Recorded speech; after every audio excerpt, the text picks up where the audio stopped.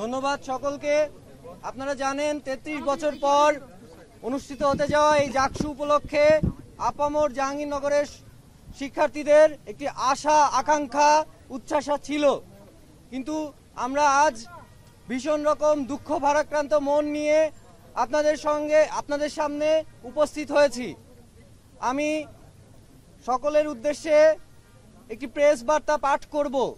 আমাদের এখানে উপস্থিত আছে সম্প্রীতির ঐক্য প্যানেলের সদস্যবৃন্দ, স্বতন্ত্র অঙ্গীকার পরিষদের সদস্যবৃন্দ, সমসপ্তক পর্ষদের সদস্যবৃন্দ এবং সেই সাথে সমাজতান্ত্রিক ছাত্র ফ্রন্টের স্বতন্ত্র প্রার্থীরাও উপস্থিত আছেন এবং অন্যান্য স্বতন্ত্র প্রার্থীরাও অনেকে উপস্থিত আছেন। আমি সকলের উদ্দেশ্যে প্রেস বার্তাটি পাঠ করছি।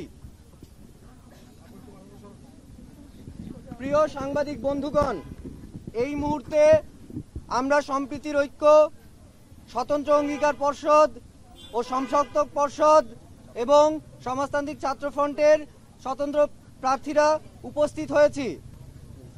আমাদের শুভেচ্ছা গ্রহণ করুন। 33 বছর পর অনুষ্ঠিত হচ্ছে জাকসু নির্বাচন, অথচ ক্রমেই এই উৎসব মুখর আয়োজন আমাদের জন্য দুঃস্বপ্নের বার্তা বয়ে আনছে।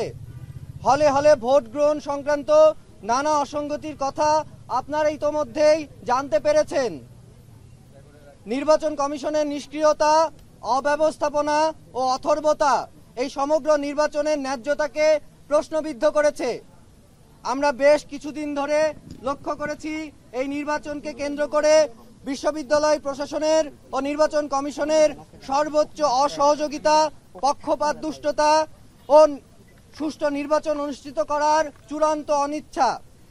এর প্রমাণ আমরা পাই যখন জহির রায়হান মিলনায়তনে নির্বাচন কমিশনের সাথে প্রার্থীদের প্রথম এবং আশ্চর্যজনকভাবে একমাত্র মতবিনিময় সভায় চূড়ান্ত অগণতান্ত্রিক ও পক্ষপাত দুষ্টতার মধ্য দিয়ে জাকসুর আয়োজন শুরু হয়।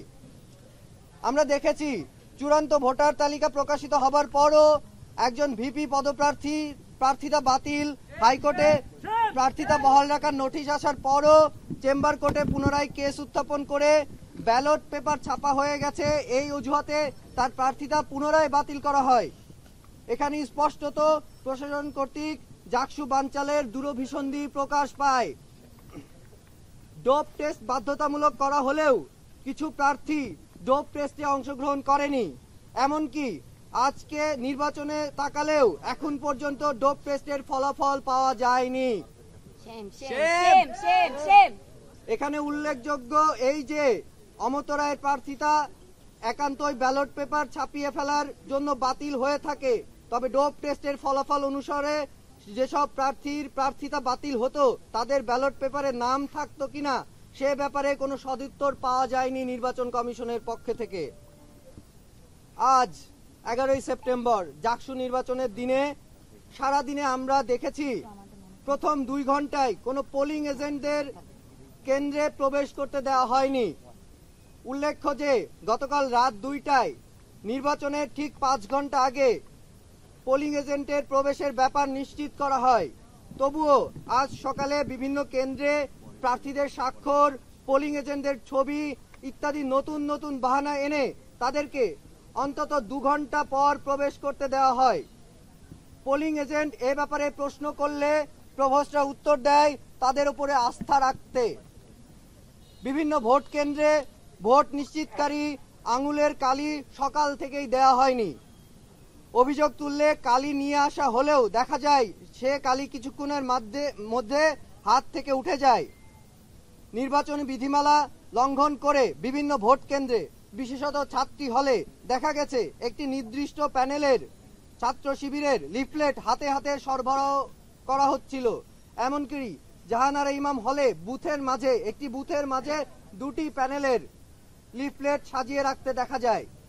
এটি সুষ্ঠু নির্বাচন ব্যাহত করে। এমনকি জাহানারা ইমাম হলে মেয়েদের মারধরের অভিযোগ পর্যন্ত পাওয়া গেছে। 10% বেশি ব্যালট পেপার ছাপিয়ে এই প্রশাসন প্রহসন করেছে। এমনকি আজ বিভিন্ন ভোট কেন্দ্রে অতিরিক্ত ব্যালট পেপার সরবরাহ করা হয় এবং বিভিন্ন স্থানে পড়ে থাকতেও দেখা গেছে। একই সঙ্গে কাজী নজরুল হলে কার্যনির্বাহী সদস্য পদে সব প্রার্থীর নাম না থাকায় সেখানে প্রথমে বাকি প্রার্থীদের নাম ছাড়াই নির্বাচন চলতে থাকে এবং পরবর্তীতে হাতে লিখে প্রার্থীদের নাম ব্যালট পেপারে যোগ করা হয়। নারী হলে পুরুষ প্রার্থী প্রবেশ, ভোটার লিস্টে ছবি না থাকা, আঙুলে কালির দাগ না দেওয়া, ভোটার হওয়ার পরও তালিকায় নাম না থাকা, ভোটারের তুলনায় ব্যালট বেশি ছাপানো, লাইন জ্যামিং, বহিরাগতদের আনাগোনা ইত্যাদি অনেক অনিয়ম, অব্যবস্থাপনা আর গাফিলতির কারণে এই নির্বাচনকে ঘিরে অনেক সন্দেহ আর প্রশ্ন ওঠার পরিবেশ সৃষ্টি হয়েছে। জাকসুতে অসঙ্গতির দায় শুরু থেকে শেষ পর্যন্ত প্রশাসনের, নির্বাচন কমিশন এবং প্রশাসনের চূড়ান্ত অব্যবস্থাপনা, গাফিলতি, ব্যর্থতার কারণে এই ইলেকশনের ক্রেডিবিলিটি নিয়ে যে কারো মনে প্রশ্ন উঠতে বাধ্য। গত কয়েকদিন ধরেই ছাত্র শিবির, ছাত্রদল, বাকশাস, স্বতন্ত্র, সম্প্রীতির ঐক্য সকল প্যানেলই নিজেদের জায়গা থেকে নির্বাচন কমিশনের অদক্ষতা, অব্যবস্থাপনা এবং পক্ষপাত দুষ্টতার অভিযোগ তুলে এসেছে। বারবার অভিযোগ দেওয়ার পরও নির্বাচন কমিশনের আচরণের কোনো পরিবর্তন হয়নি। অমর্ত্যর প্রার্থিতা অন্যায্যভাবে বাতিল করা হয়েছে।